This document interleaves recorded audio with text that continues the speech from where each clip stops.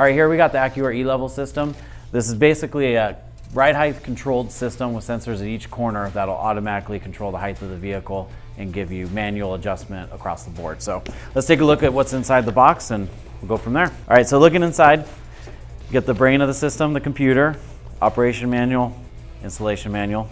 Read those, don't throw it out. You get 4 sensors, one for each corner, of course, sensor harness to connect it all up, and then your wiring harness to power the computer and whatnot. So recently AccuAir switched that these E-level kits don't come with touchpads.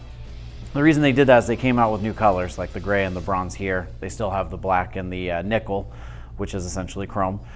So that way you can pick and choose what color you want, but these are all ceramic based finishes and you pretty much do what you want, pick the color you want and go from there. Match your CVT tank. That also comes in these same colors you see here.